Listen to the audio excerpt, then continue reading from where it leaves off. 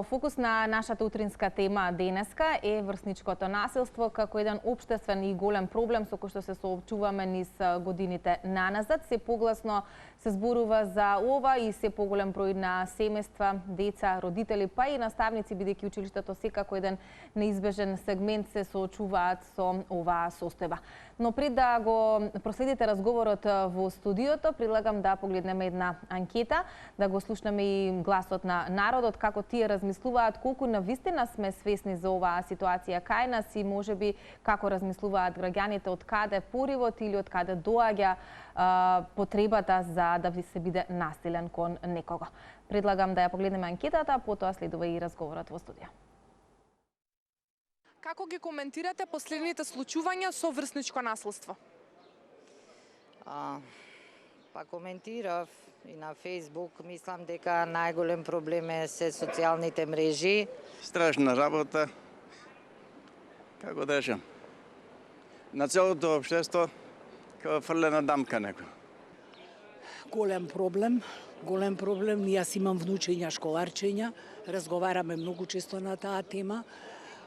Ми се чини дека социјалните проблеми направија луѓето да бидат многу помалку толерантни, многу понервозни, поагресивни. Сето тоа влијае на децата. Па тоа е голем проблем на општеството. Има доста кампањи, се надевам ќе има ефект од нив. Според вас, кои се најглавните причини? Зошто има Родителите, да. Основното воспитување е домашно. Ја мислам дека се наставниците и родителите. Таа агресија кај децата потикнува можеби од условите во семејството. Значи прво и основно што треба да се запази е еден регуларен, квалитетен, хармоничен однос во семејството. Децата да гледаат љубов меѓу родителите. Што мислите, што треба да превземат училиштата за да се спречи овој проблем? Секако дека педагозите и психолозите во училиштата треба да влијаат повеќе и повеќе да бидат ангажирани со едукација, со држење на некои семинари за родители и за деца. Училишта да ги воспитаат децата. Тоа им е работа и да се завршат работата, а не само да се земаат плата. Училиштата заедно со родителите треба да се обидат да осмислат некои нови интересни работи кои што ќе ги оттргнат децата од социјалните медиуми. Многу повеќе да се активираат психолози во школите. Значи нема институција во која што не треба да има психолог. Психолози, педагози, разговори со децата, медиумски да бидат покриени многу таков тип на разговори, на емисии кои што ќе бидат посветени на воспитувањето на врсничкото насилство. Тоа ќе биде долготраен процес, да се разбереме, тоа не е нешто што преку ноќ може да се реши. Меѓутоа, кога и во оваа наша држава многу работи ќе се стават на ред како што треба, верувам дека негативните последици ќе се намалат. Они може да ги учат децата колку сакаат, меѓутоа основното се добива дома. А целата приказка произлегува од криминална Македонија. Македонија е криминализирана до последна клетка своја. Да, и веројатно ќе се сложиме сите или многумина од нас со дел од одговорите на оние кои што беа анкетирани. Навистина треба да се зборува многу на оваа тема, треба родителите да разговараат со своите деца, треба децата да ги слушаат наставниците и сите оние кои што имаат навистина клучна улога во развојот на еден адолесцент или на едно дете. Но многу фактори, други, да речам, се во игра кога станува збор за врсничкото насилство, тема која што навистина представува дамка, како што спомена еден од анкетираните на нашето општество, тема за која што во медиумите, во јавноста се покрена и многу кампањи и навистина се зборува се погласно, но колку сето тоа стигнува до оние до кои што е најпотребно. Денеска, или велиме, никогаш не е на одмет да се зборува многу повеќе за темите кои што буквално секојдневно не преокупираат и засегаат, па така ќе биде и во следните минути. Нашата утринска тема денеска посветена на врсничкото насилство како еден проблем кој што во никој случај не треба да се игнорира или премолчува. На оваа тема во студиото имаме одлични соговорници. Ги поздравувам психолог Гордана Блажевска-Спиридонова, која што инаку е психолог во Средното училиште Никола Карев во Скопје, и заедно со нас Кристина Дода, која што е програмски менаџер во Институтот за човекови права. Добро утро за двете и благодарам што ја прифативте поканата да зборуваме на тема која што споменавме, е дамка на нашето општество за жал. Па еве, можеби Гордана би започнале со вас, со оглед на тоа што уште една учебна година е веќе зад нас или зад вас конкретно, па би сакала како психолог кој што директно соработува или на секојдневно ниво имате контакт со децата, да ни споделите каква година беше ова за вас и за учениците. Поздрав до вас, поздрав до емисијата, секако до нашите гледачи.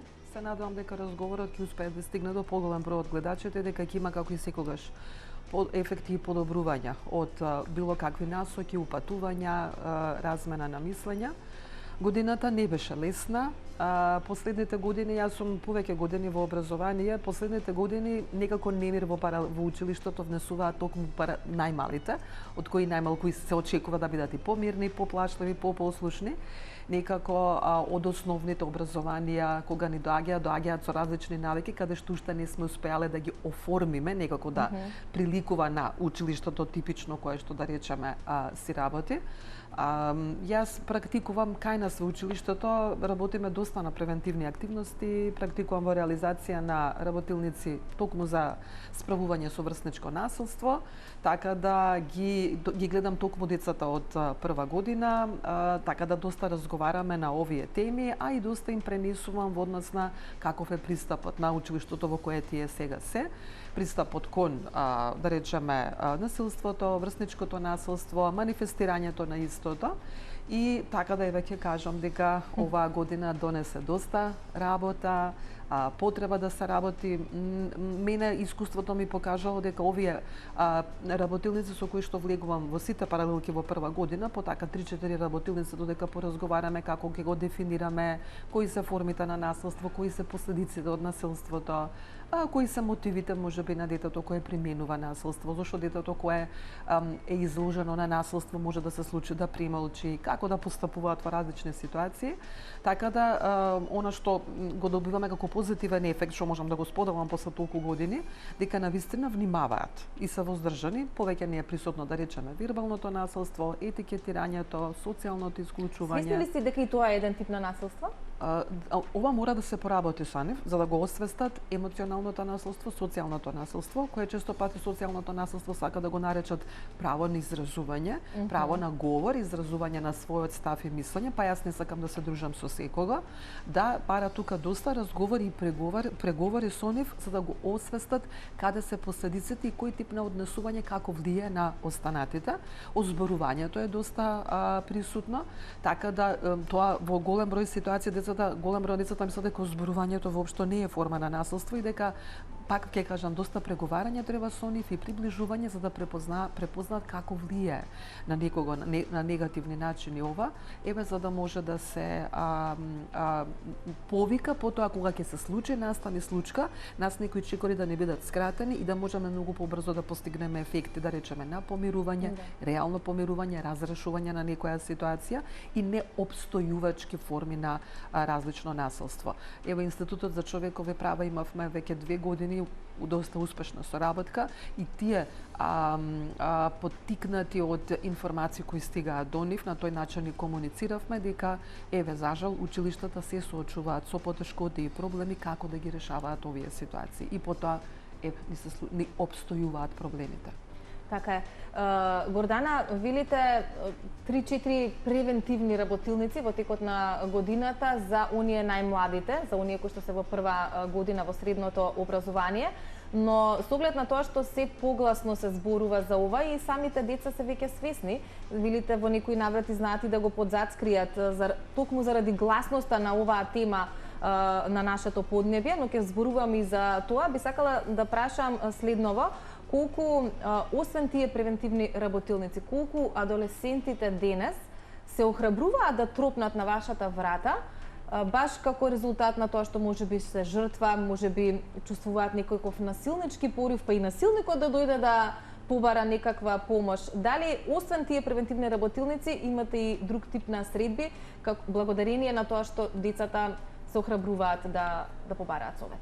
па може би и решение. Да, јас би кажала дека еве вака во име на препознавање на работата на училиштата, доколку ги направиме тој превентивен чекор, она што се случува е да навистина се зголеми процентот на деца кои ќе се охрабрат да дојдат. Мене ми требаше доста долго време работење и самата да го моделирам работењето во однос на она што го среќавам на теренот, да речеме во училницата, така да децата навистина е одреден број на деца навистина доаѓаат, навистина се пожалуваат, навистина се пожалуваат на конкретни форми на насилство, така да тоа го гледаме како позитивно. Знаат и навистина деца кои применуваат насилство, да речеме кога јас гласно ќе кажам кои форми на однесување не се прифатливи, нема да ги стимулираме, дури може да се соочат со последиците во училиштето, значи знаат да одреден дел деца да се охрабрат да се спротистават на ваквите форми на однесување кон нив, да речеме во односите со врсниците, па знаат и да возвратат кон, да речеме, некој свој врсник кој што применува некоја форма на насилство, па потоа тој да се повика, да се најде повикан дека и тој сака да се пожали. Меѓутоа ова гледам позитивно како начин на решавање на ситуациите, учење на децата, самоосвестување, саморефлексија и развивање на корисни вештини кои на позитивен начин ќе им се најдат понатаму. Да. Ја споменавте соработката со Институтот за човекови права. Кристина, ни доаѓаш ти токму оттаму. Вие, предпоставувам, потребата и повеќе од јасна и за гледачите, направивте или изработивте прирачници и за родители, но и за наставници. Прирачник за родители за препознавање и реагирање во случај на насилство врз деца, вклучувајќи и врсничко насилство и говор на омраза, како и прирачник за наставници за примена на мерки на заштита за деца и ученици од насилство, секако вклучувајќи го врсничкото насилство и говорот на омраза. Потребата, споменав, и повеќе од јасна или очигледна, но колку време се работеше на овие прирачници и колку реално навистина се користат или ќе се користат во иднина и од родителите, но и од наставниците? Така, да. Институтот за човекови права веќе подолго време работи на темата и како што кажа, нели потребата е очигледна, меѓутоа да, ние пред околу 5 години направивме едно истражување на ниво на целата држава со над 1000 ученици во некои 20 на училишта на територија на државата во однос на перцепција и познавање во однос на дискриминација, говор на омраза и врсничко насилство. Со што утврдивме дека за жал препознавањето е на многу ниско ниво и воедно и начините како да се пријави, како да се постапи и од страна на учениците, меѓутоа и од страна на професорите, наставниците и од родителите. Сите што се засегнати, да. Сите, да. Така што започнавме неколку циклуси на обуки со ученици. Најпрво имавме со 7 и 8 оделение и потоа и со некои во средно училиште. Меѓутоа, како специфично, точно за што претходеше на овие прирачници, беа оние работилници со ученици и со наставници и со стручна служба во училиштата, кои што фаќа предавачи кои што се психолози, Гордана беше една од нив, меѓутоа и јавни обвинители кои што работат со деца, кои што малолетници, кои што се извршители на дела, така што тоа беше специфика за овие работилници и од нив произлези потребата за токму за овие прирачници, бидејќи да, како што спомена и Гордана, имаме протоколи по кои што треба да постапуваат училиштата, имавме претходно правилници, меѓутоа ни требаше на систематизиран начин да ги ставиме сите оние елементи по кои што треба да постапуваат училиштата и да бидат запознавани и родителите зашто се тие одговорни и како може да постапуваат. Веројатно свесноста кај родителите, особено за тоа дека се сепак одговорни за однесувањето на децата, може би кај нас е некако сведено на минимум. Со ова веројатно и со сите овие случаи наназад кои што веќе добиваат некаква разрешница, веројатно ќе се променат малку работите и ќе станат луѓето посвесни. Но еве што вели вашето искуство конкретно со родителите? Да, речиси можам да кажам дека најголем дел од родителите не беа запознаени со спецификите на законската регулатива. Односно, иако нели децата се под 14 години не се кривично одговорни, сепак доколку се сторители на одреден прекршок или кривично дело, Министерството на внатрешни работи го известува Центарот за социјални работи кој што мора да работи со родителите и со децата и воедно може да посредува доколку настане одредена штета која што треба родителите да платат, значи тие и така ако се одговорни за своите деца до 18 години би рекла, бидејќи иако од 14 до 18 имаме одреден вид на воспитни мерки и во исклучителни ситуации санкции за децата, сепак родителот во многу ситуации може да биде обвинет за несоодветно постапување и однесување за намерување на своето дете. Да. Јас би се надоврзала тука, она што имаме потешкоти е кога родителот не соработува. Не соработува со системот, со училиштето. Реална состојба и чиста, Гордана? Јас би кажала дека во посебно време и се почесто е. Мислам, навистина има училишта кои посистематизирано и поорганизирано работат, а тоа под влијание на и барањето на надлежните институции во последните години и со сето ова што излегува во јавноста, на социјалните медиуми, уште повеќе зајакнато. И мислам дека тоа доведе до тоа да се зголемува отпорот кај одреден број на родители, да ги согледува последиците, да го заштити своето дете, да не соработува со училиштето, што мислам дека и нашата министерка веќе почна да размислуваат во насока да постои некој вид на санкција и за тие родители, бидејќи не можеш ти никаков договор да правиш со некој кој не сака на никој начин да соработува. Да.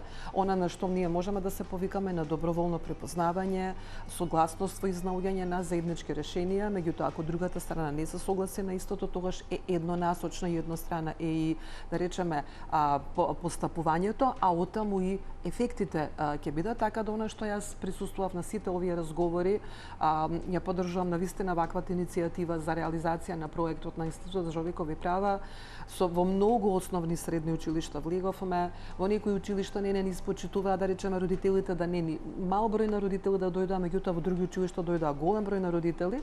Она што не е за изненадување, дојдоа токму родителите кои можеби и имале потешкоти и забележува дека нивната дете има потешкоти во прилагодувањето, за разлика можеби од родителите кои се помалку соработливи и нема да се најдат во такво едно обкружување каде што некој ќе им укаже дека имаат одговорност и дека ќе се соочат, дека еве кога не ја превземаат оваа одговорност и ова веќе навистина е одговорност на пошироката заедница како да се справува по-ефективно со, да речеме, ваква проблематика. Да, со проблем кој што за жал ни станува секојдневни или се почест. Зборувајќи за одговорностите, колку децата се можеби свесни за тоа што се им следува или какви се санкции би можеле да настанат доколку не соодветно се однесуваат.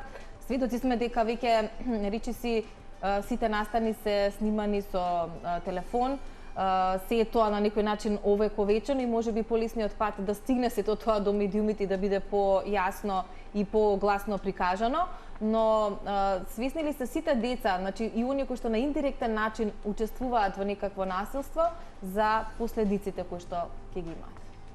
Да, би рекла дека не се свесни, или во многу мал број се свесни, токму споделувањето на содржини онлайн и токму дигиталното насилство беше истакнато на работниците како еден голем проблем за кој што малкумина и знаеа дека можат за истото да одговарат и дека истото е кривично дело. Ние пред неколку години подготвивме и една анализа во однос на онлайн насилство. И исто така спроведовме со над 1000 ученици во околу 20 на училишта. И тука особен аспект беше земен во однос на родово базираното насилство и споделувањето на содржини и на слики онлайн без согласност на жртвата. И затоа и многу малку се зборува, меѓутоа можевме да видиме од впечатоците и од начинот на кој што ги истакнуваа проблемите учениците, дека тоа има така најактуелно и најмногу како да се јави страв дека ета и тоа е кривично дело. Треба да бидат сепак свесни за се што прават и за се што би носеле како одговорност. Ги споменавме социјалните мрежи, бидејќи некако децата имаат чувство за припадност, дека треба да бидат присутни нели насекаде, односно на социјалните мрежи кои што ги користат и покрај тоа што за одредени има забрана за возраста и така натака, но се прават некакви комбинации за жал. Што сметате вие, колку социјалните мрежи го променија начинот на кој што се гледа денеска на булингот, на врсничкото насилство? според мене да, разликата главна меѓу тоа врсничкото наследство во времето пред социјалните медиуми и сега е токму интензитетот и начинот на тоа дека тоа продолжува и вон училиште и вон активностите надвор и можноста секако тоа да биде снимано и нели наместо претходно кога го виделе петина, да, соученици, сега да може да го види целото училиште или целиот град или држава, што дополнително може да влијае на жртвата, така што токму социјалните медиуми и дигиталното наследство такако влијаат на интензитет. Да. Гордана, вие ќе се надоврзете секако на ова прашање, но зад камери, ако не се лажам, спомнавте дека веќе 17 години сте дел од средното училиште, што значи дека се фатиле можеби и период кога не беа толку актуелни социјалните мрежи, па еве некоја паралела да ни направите. Дали на вистина тие прават голема промена или можеби го интензивираат интензитетот на булингот денес? Јас би се согласила дека во голема мера го потпомагаат и го одржуваат. Начинот на кој што функционираат социјалните мрежи, преку начинот изразувањето на ставовите, во голема мера умее човекот да го искриви, да го насочи во одредена негативна насока со негативни последици. Ова се дигитални генерации, милениумските деца, кои што голем 95% од нивниот начин на функционирање, размислување, концептуализирање на светот воопшто го насочуваат токму социјалните мрежи. Во најголем број ситуации ние како човечки мозок повеќе ќе се врземе и ќе препознаеме негативни последици отколку нешто што е убаво, што смирувачки, тоа просто нашиот мозок може да го прескокне. Како да не го перцепира, да. Да не го перцепира, така да децата се учат со некои нивни правила на нивната субкултура за начин на функционирање, да речеме самото тоа изразување на прифаќање, изразување на задоволство или неизразување креираат на некој начин токму услови за злоупотреба, оваа ситуација на хејтање, на озборување, ругање, во неколку наврати сум го ова вежбање на меѓусебно навредување, еден слободен, а не безбеден простор, каде што се не развиваме некако како заедница, начини ние ова да го цензурираме, отворено да се изрази незадоволство, отворено прашање. Нашите деца не гледаат телевизија. Значи, ова што го има на медиумите, ова што го има на емисиите, и често пати децата немаат ни увид. Тоа, нивната реалност е на тоа што на нивните социјални мрежи. Ако ги прашате каде има најмногу насилство на социјалните мрежи, како претходно ќе зборувате што се форми на насилство, тие ќе кажат дека тоа се Snapchat, дека се тоа TikTok, дека се имаат и нови апликации кои што еве повторно ги користат и ги злоупотребуваат на многу различни начини и каде што верувајте, јас не сум имала група на деца со која сум зборувала кои не препознале вака разговорно да ви ги опишат и издиктираат формите на насилство, каде што кога ги прашате вака произволно од 1 до 10 колку ги има, да ви кажат нешто, ма тоа 100 го има, толку е присутно, така со едно скоро како фалење во гласот, така да оние вредностни пристапи што може би ќе ги направат одредена група на возрастни, кај децата често пати можеме за жал да препознаеме дека не функционираат на етичко ниво на тој начин. Други мисли им се водителки во однос на тоа какви одлуки ќе носат, и ако социјалните мрежи начинот на кој што функционираат, ова не го цензуруваат, напротив, го одобруваат и стимулираат вакват начин на однесување, што очекуваме ние да се случи? Ова е тоа што ќе се случува. Да, и ова е веројатно нешто што допрва дополнително би ни се случувало ако веќе не се преземат никакви сериозни мерки. И еве една од темите ни е чија е одговорноста. Меѓутоа ова не е едноставно прашање или прашање со едноставен одговор. Што вие еве со вашето долгогодишно искуство сметате дека може да биде некаков прототип на решение или можеби намалување на овој проблем, бидејќи факт е дека генерациите се преплавени со сето ова што ни се случува и ова е можеби моментот кој што тешко би излегле сите ние како победници или како нација. Нема така лесно да се избориме со овој проблем, барем во не во блиска иднина, со оглед на тоа што проблемите се веќе настанат и ние последиците ги живееме и така натаму, но што сметате вие како психолог или како некој кој што секојдневно е со нели во релација со учениците, со адолесцентите, со таа критична категорија на деца. Чија е одговорноста? Треба повеќе дома да се зборува, треба во училиштето да се зборува, треба поинакво однесување од институциите, можеби санкции, појасни законски регулативи. Како гледате на решавањето на овој проблем? Всушност, сите средини кои што ги споменавте, е потребно активно да се вклучат со активно препознавање на потреби да се работи на оваа проблематика, активно изразување на ставови, на неприфаќање на негативните облици на однесување. Потребно е да учиме од досегашните негативни искуства. За жал, видете, не е само еве ќе споделам пример кој со мене го сподели моја пријателка и колешка. Таа опишува една сцена на едно игралиште во попладневните часови, тоа игралиште од училиште, каде што родителите си ги носат децата на различна возраст, тоа се деца од 2, можеби до 8-9 години, и каде што во тој простор кој е заграден, да речеме, го пополнуваат попладневното со занимација. Колешката опише една ситуација каде што едно дете кршело активно, што е собственост на училиштето, каде што никој од родителите не реагирал. Ниту родителите на детето, ако биле тука родителите на детето, ниту родителите во околината.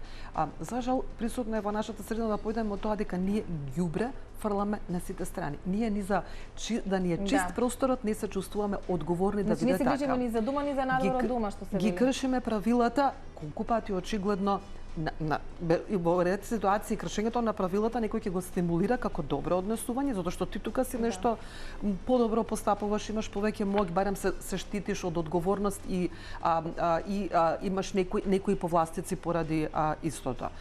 Така да, кога ние игнорантно се однесуваме, се до оној момент кога самите не сме засегнати и нас не е сеедно за средината околу нас, затоа велам, овој веќе решавањето, решението на овој проблем е многу поголем. Не можеме да, не е во ред да ја префрлеме одговорноста. На сите ја имаме одговорноста имаат родителите, почнувајќи од мајката и таткото, од бабите до дедовците, по широкото семејство. Значи, ние имаме, ова многу родители може да го споделат, на игротеки и било каде простори кај што се слават родендани, каде што децата прават неверојатни работи и родителите се потполно рамнодушни или барем таква слика оставаат. Важно да си го споделат некој момент за мене, ја да си го испијам кафето со пријателката, децата што сака да прават. Значи, тоа се додека е вака, ние нема ќе ни се пролонгираат и ќе ни се одржуваат овие ситуации. Училиштата не можат без структуриран пристап и организиран пристап и комплетна доследност во постапувањето. Секогаш е добро да имаме превенција, секогаш е неопходно да имаме реакција. Моето искуство досега го покажало, дали во моето училиште и во останатите училишта, споделено кога ме прашувале за решавање на проблеми, мои колешки, наставници, родители, кога ние не реагираме, детето дефинитивно си го доживува како сигнал дека може да постапува понатаму со тоа однесување и да го развива. Така да реактивноста во многу насоки сум ја кажал дека е една од главните фактори за да може меѓутоа за да ние некако го намалиме некое случување. За жал психологијата не го стимулира казненото однесување, не смета дека е најдобриот начин на учење, меѓутоа во услови каде што не се цензурираат многу работи, каде што или доброволно ќе ги прифаќаме, ќе ги примениме, или тогаш мора да пристапи со овие механизми, каде што јас доста бев присутна сега на социјалните мрежи, ги следев коментарите на ова последно видео кој што имавме многу непријатно, кој што имавме прилика да го видиме. Беа доста се повикуваше дека се неопходни казни, дури и стручни лица веќе повикуваат дека се за жал неопходни казните за некако да се привика на свест јавноста и дека треба да размислува на многу различни начини, континуирано да реагира. Видете, за да помогнеме кај децата да развиваат како да развиваат на позитивен начин, да развиваат сочувствителност, да развиваат препознавање на потреби, да препознаваат лична одговорност во она што го прават, личната одговорност во последиците кои што ги предизвикуваат. Некако како да сме средина која често пати на манипулативен начин стимулира безчувствителност, суровост и дека на тој начин ние доаѓаме до моќ и на тој начин тоа нам не решава некои проблеми И потоа ние праќаме дупли пораки. Една јавна порака е Божа, дека ние не го прифаќаме насилството и не е во ред во заедницата, а потпражната порака е дека преку различни облици на однесување што се прикјутно се прифаќа и се врти главата. И тоа треба сите да се размислиме на кој начин придонесуваме кон одржувањето на овие ситуации. Гордана, еднаш дете насилник за секогаш дете насилник или тоа може... Затоа што тоа, за да дојде тој порив за насилство, за агресија, веројатно тлеело нешто во детето многу долг временски период, претпоставувам и од семејство и од обкружување и така натака, но ако еднаш се изрази агресивно и се преземат некакви мерки, може детето да престане да се однесува така или и тоа е еден тежок процес? Видете, јас моето искуство ми покажува дека во 98% од реакциите имало добри ефекти. Детето не е sejedno начинот на кој што се комуницира со детето, начинот на кој му се приближува ситуацијата. Секоја личност сака почитување. Ако му пристапиш со почитување, голема е веројатност другата страна да соработува. Има 1% на деца кои навистина не сакат да прифатат никакво ограничување на нивното однесување. Мора да земеме в предвид дека, да речеме, агресијата и агресивното однесување е капацитет, дел од човековата природа. Дел ние ја канализираме, дел дури не е ни деструктивна, таа ни помага да преживееме во обкружувањето и во средината, а дел средината не ја култивира, па го стимулира незиното деструктивен начин на однесување. Меѓутоа, насилното однесување се учи. Ако ние не најдеме начин, ако го стимулираме насилното однесување наспроти позитивното однесување, за жал, ние треба да некако да креираме чувство на срам, засраменост, чувство на вина, етичност, да ги препознаваат овие, ако спонтано по природата на детето тие не се присутни. За жал, ки има 1%, нема да заборам разговор со едно девојче, каде што кое доста вербално и емоционално насилство применуваше на своја врсничка, кога сите напори кои ги направив да ја приближам, да ги препознае со огледиците, таа отворено кажа: мене тоа не ме интересира, јас немам намера тоа да го почитувам. Говориме за примена на позитивно однесување, да на крај моравме да поставиме јасни граници, дека единствено заради последиците го смири однесувањето, а не сакаше да препознае потреба дека во себе дека емпатски да се сочувствително да се однесуваш или пријателски, просто пријателски да се однесуваш со своите врсници. Понекогаш од тоа докаде се може децата да одат, како се размислуваат, или тоа се може би новите времиња на некој начин, ако можам така да кажам, или пред малку споменавме во наше време, ама може би и од секогаш имало врсничко насилство и булингот, ама сега некако е на пиедестал, некако е многу поприсутен или посекојдневен. Мојата професија ми денешните налага... деца како да не се плашат од никого, како да нема авторитети за нив. Да, видете, мојата професија ми налага да не судам, да реагирам на потреби, меѓутоа на човечко ниво и мене често знаат да ме изненадат и да ме растажи подготвеноста на сурово однесување кај децата. Колку го очекувам дека тие не развиле етиката, дека знаат да бидат природно сурови.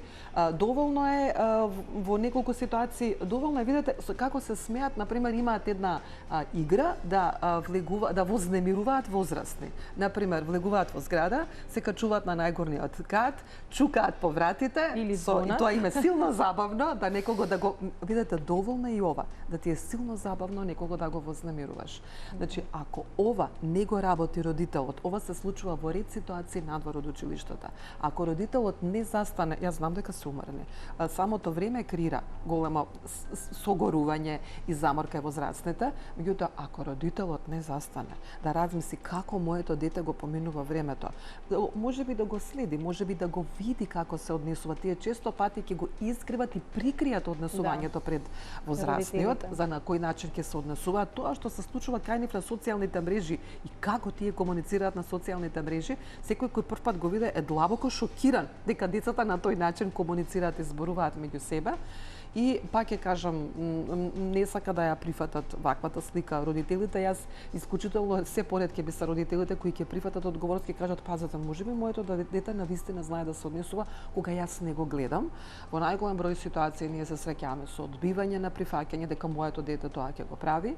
Така да ова, ако не се говори за голем број од овие работи, упорно нека гледаат филмови, нека слушаат, нека ги заслушаат песните, лириката, зборовите во песните, нека ги искористат тие, нека користат игрите, на кој начин, на што ги учат, нека се запрашаат, на што ги учат игрите, на што ги учат филмовите кои децата ги гледаат. Порано можеби не се сметаше дека толку негативно е возможно да влијае, меѓутоа сега нас искуството ни покажува дека навистина влијаат на овој начин. Социјалните мрежи, изложеноста на младиот човечки ум на овие содржини и ако не се запраша родителот кој го има само своето дете дома, кои се можностите за толку висок ефект на училиштето, кое што во нашето училиште сме со 1100 деца, со 550 деца во смена. Јас може во текот на денот со многу од децата да не се видам. Може да, кога сум во паралелката во училницата да зборуваат 5 деца, останатите деца да не знам од кои причини молчат. Пак ќе кажам, колку повеќе се зборува за ова, толку повеќе ја праќаме пораката дека ова е добра тема да се зборува, има потреба за ова, ајде да се вклучиме. Да се зборува, да. Кристина, никаде сме пред крајот, дали можеби институтот има некои идни планови на наредниот период на очекува нова школска сезона, како ќе се развива можеби проектот понатака? Да, како што спомена и Гордана, драго ми е што се зборува и ќе продолжи да се зборува на темава. Да, пречниците беа доста позитивно прифатени. Имавме јавувања од наставници од основни и од средни училишта, кои што ги пофалија пречниците, побараа и во нивните училишта да се спроведат такви работилници, така што се надеваме дека идната година ќе продолжиме со овие активности. Тука сме ние како медиум, затоа што навистина сметаме дека мора да преземеме нешто, макар и на овој начин, а тоа е секако со јасно испраќање на пораката. Никаде пред крајот, Гордана, од вас би сакала да слушнеме еден совет со оглед на тоа што е летен распуст, децата се на летен распуст. Тоа значи намален надзор од родителите кои што мора да одат на работа и го нема училиштето, односно наставниците кои што исто така вршеле некаков надзор. Како лесно да се поминат овие летни денови, бидејќи сцената од аеродромот пред некој ден беше кога веќе започна летниот распуст и кога децата и до подоцнежни часови излезени надвор и така натаму. Како да се социјализираат, да има добра игра, да не заврши тоа на овој начин, со насилство? Како да го поминат летниот распуст? Да, ако децата порано знаеле подобро да го одржуваат пријателството и да имаат добра игра, за жал денеска се повеќе експериментираат и со нешто што не е добра игра. Искуствата мене би ми се подсетувам на земји кои што имала навистина структуриран пристап во однос на тоа што и државата поддржала да се развива, да речеме, во кои простори им се нудат и поволности на родителите каде може да ги однесат децата. Да речеме, да не е тоа скапо. Какви програми да се понудат на национални на ниво на држава. Тоа надлежните институции кои ги креираат политиките и исто така мора да препознаат порака и да учат од искуството и да го насочуваат однесувањето на граѓаните. Да бидат посвесни, континуирано свесни родителите, секогаш да имаат една можност предвид дека е нивна одговорност да знаат во секој момент што прави нивното дете. Ако досега тоа беше препуштено на одговорноста на граѓанинот, сега мислам дека тоа мора да се структурира се повеќе со закони, некако да го освести родителот дека ќе се соочи со последици. За жал, во подобро структурираните и организираните заедници во поразвиените земји знаеме дека тоа е со принцип на казни кои ќе си платиш. Ако не сакаш, како ова сега што се случи со сите што ги натера нашите граѓани повнимателно да возат, да ни застануваат на пешаците, бидејќи може да платат казна, бидејќи тоа некој го гледа. Така да, ако поради лична одговорност ние не се соочуваме и ги решаваме работите на поинаков начин, да, ги стават во ситуација родителите, да се навистина родителскиот надзор да се стави во една структурирана форма, каде што ќе одговор одговараат за своето однесување. Дојдени сме до таа ситуација дека веќе мораме да реагираме на вакви начини, да се овозможат програми, постојат летни кампови, да се активираат такви простори и можности, да има тука надзор на возрастен кој ќе може да го култивира однесувањето на детето, да ги учи на тоа што е пријателство, како се одржува пријателство, да прават разлика меѓу пријателства на социјалните мрежи и вистинско пријателство, да ги вежбаат комуникацијските вештини, да вежбаат добри комуникацијски вештини, да ги препознаваат сите овие вредности кои ние, за жал, се почесто ги забораваме во нашата средина, за да, пак велам, да имаат свесност и свесно и намерно да имаат визија каде сака да го носи своето дете. Не само така препуштено, како ќе си го помине времето, јас барем можам да одморам попладне, да не го правиме тоа. Се надевам дека ќе се променат малку размислувањата и ставовите и дека сите овие работи кои што ни се случуваат навистина ќе не натираат да си го ставиме прстот на чело и да подразмислиме. Ви благодарам многу, за жал времето ни е денес ограничено, но ова се теми за кои што споменав сме зборували и ќе зборуваме и во иднина и во следните сезони, се со цел да имаме поздрава иднина, поздрави генерации и се тоа да се сведе на минимум.